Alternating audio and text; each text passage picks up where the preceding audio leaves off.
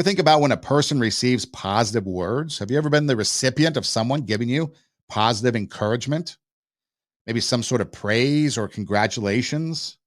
Makes you feel good, doesn't it? It makes you get inspired, lifted up, accomplished. How many of you have really been motivated by somebody that's yelled at you? In the radio business, things always went wrong for one reason or another. And then the boss would come in and start yelling at you. It's like, it's not like I ever did this on purpose or this was intentional to sabotage the radio station or the show. It just didn't work out. But I was never motivated when people come in and yell.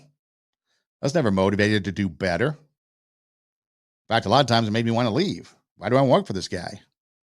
And then they come around with their 3% raise, make us think that we're doing good and we're supposed to be joyous about it. But that's negative thoughts. So let's go back to the positive. So don't pull people down just like that. A lot of people in radio might hear me talk about that experience of being talked about negative, and oh yeah, it hits home. A lot of people lost their jobs, especially recently in radio. But we can't let that keep us down. We got to keep going. So we don't want to put people down because it's not going to be beneficial for that person. Not too long ago, we just did an episode on Aubrey Wyatt. She was the young middle schooler down in Mississippi that was bullied to the point of where she took her own life. Words are powerful. Words can influence people. And if it's always negative and you're picking on somebody, you're bullying somebody, it could lead to them taking their own lives. So you want to imagine if they uplifted her, or maybe they just left her alone. But if you do uplifting words, what if other people came in and said, you know what, I know these people are bullying you, but don't listen to them. They're not true.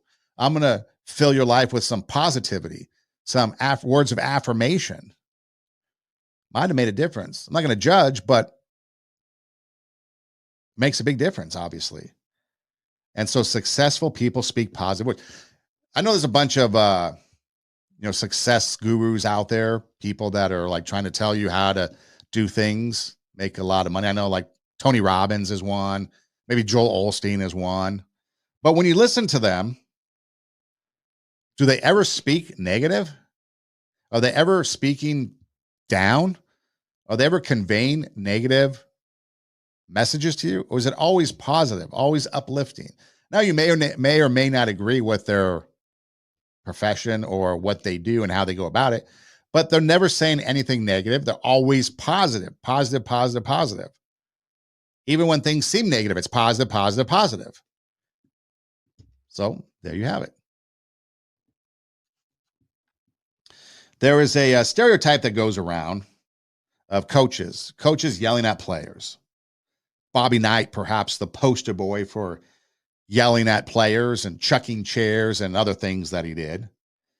But being football season, many football coaches, we see them yelling and screaming on the sideline at players. There was a football coach, John Gagliardi.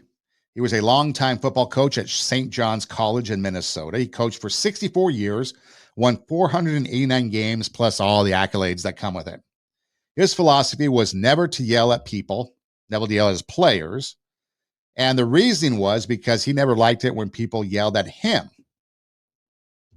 That's reasonable. He didn't like it when people yelled at him, so why is he going to yell at his players? And he was a very successful